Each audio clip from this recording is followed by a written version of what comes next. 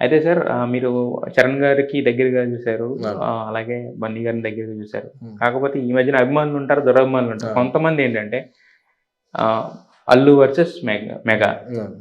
అల్లుగా వేరు కుంపటి ఇలా రకరకాలైన కనపడుతుంటాయి. అవును. ఏంటంటే అప్పట్లో ఆళ్ళు షూటింగ్‌లో బిజీగా ఉన్నారు. లేకపోతే ఏంటనేది మాకు తెలీదు బేసిక్‌గా. అవును. సో, కొంతమంది నమ్మే పరిస్థితి కూడా ఉంటది. ఇద్దరిని దగ్గరగా చూసారు కాబట్టి ఈ ఆ! విషయం గురించి మాట్లాడంటే మీరేం మాట్లాడతారు? అంటే ఎప్పుడు కూడా ఏంటంటే అందరూ బాగున్నారు అనుకుంటే అందులో స్పైస్ ఏముంది?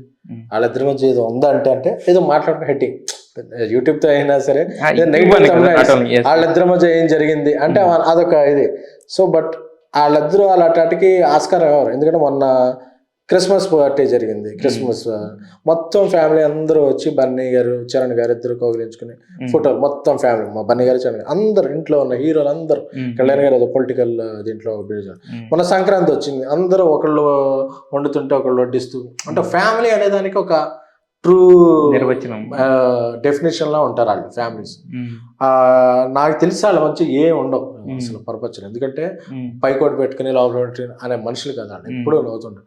వాళ్ళ బిజినెస్ లో వాళ్ళ ప్రొఫెషన్ లో వాళ్ళు ఉండే టెన్షన్స్ లో వాళ్ళు బిజీగా ఉంటారు తప్ప అవకాశం దొరికినప్పుడల్లా నేను చూస్తుంటా వాళ్ళ ఫ్యామిలీ ఆ పండుగ వస్తే ఈ ఫ్యామిలీ ఆ ఇంట్లో ఉంటుంది, లేకపోతే ఆ ఫ్యామిలీ ఉంటుంది. సో అంటే యాక్చువల్‌గా ఇదంతా అంటే ఇంతకు ముందు నుంచి ఎప్పుడన్నా వినిపించేది. బట్ రంగస్థలం తర్వాత ఏంటంటే చరణ్ గారికి ఒక హిట్ వచ్చినప్పుడు ఆ టైంలో ఎక్కువ ఇది స్ప్రెడ్ అయింది.